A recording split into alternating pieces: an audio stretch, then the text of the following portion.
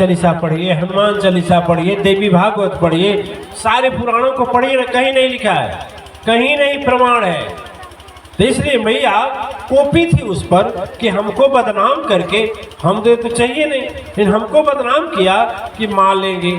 और तुमने जितना खून बहाया है, जितना हमारी सृष्टि का विनाश किया है, लो अब मैं तुझको बताऊंगी। अब बताएं कैसे? छाती में त्रिशूल मार दी, और जब त्रिशूल मारी तो उसके ऊपर अपना पैर रख दी, पैर से दबाने लगे। और जब पैर से दबाने लगे तो जो है कि रक्त प्रवाह चला। लोग बोलते हैं रक्त का प्रवाह, जैसे बाढ़ आती है ना, बाढ़ देखे है ना, बाढ़ में जैसे नदी की धारा थी, वैसे उसका रक्त माने खून का प्रवाह था। तड़पड़ाने लगा, छटपटाने लगा, चिल्लाने लगा। आज जब सारा घमंड और जितना उसका अपराध था तड़पड़ा लिया, छटपटा लिया। और मैं कहता हूँ जो कर्म किए हैं उसे भोगना है, याद रखना।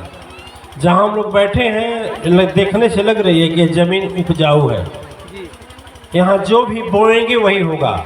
गेहूँ बोएंगे गेहूँ होगा, और अरहर बोएंगे अरहर होगा, होगा कि नहीं होगा? उसी तरह जो हम कर्म करेंगे वही धरती मैया में जो बीज डालेंगे वही हमको देंगे। उसी तरह जो हम कर्म करेंगे उसी का फल लौट करके हमारे पास आएगा।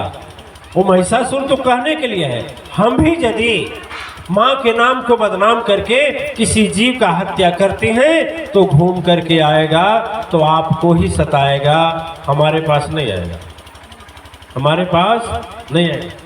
कितने लोग बैठे हैं, अत्रि जी तो शिरोमणि हैं, इनके घर में जितना बेजुबान जीवों की हत्या हुई है, बाप रे बाप, शायद किसी के घर में हुआ हो।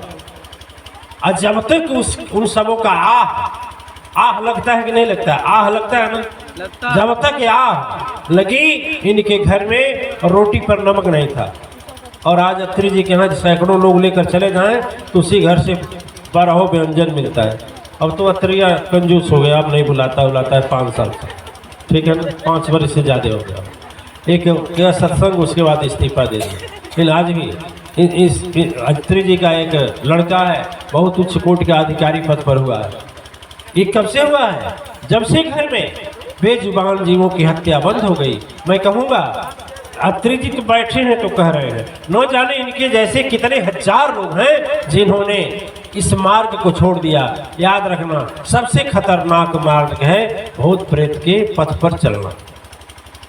वो मार डालते हैं, पूरा जीवन बर्बाद कर देते हैं, कई पुस्त गायब हो जाता है, और तंत्र मंत्र के कहने के चक्कर में पड़ करके आप लोग अपना जीते जी जीवन को बर्बाद कर लेते हैं। और उनसे छुट्टी पाने का सबसे सरल तरीका मैं बार बार बताता हूँ, ये दीक्षा हुई हो, नीम की लकड़ी ले लीजिए, घर में लोहबान, लवंग और उसमें नीम की पत्ती मिला लीजिए, घी मिला लीजिए।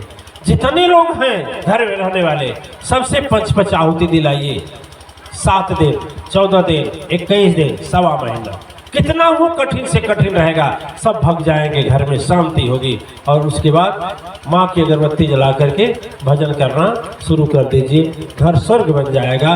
घर में देवताओं का वास होगा, घर में लक्ष्मी रुकेगी, मन प्रसन्न रहेगा। जो बार बार दुख तकलीफ आता था उसमें भी बहुत अंतर हो जाएगा। और एक बात मैं बताऊं, इसके साथ साथ सबसे बड़ी बात, उस घर में आप पाएंगे कि कभी अकाल मौत नहीं होगी। अकाल मौत, ठीक है? तो देखिए उसी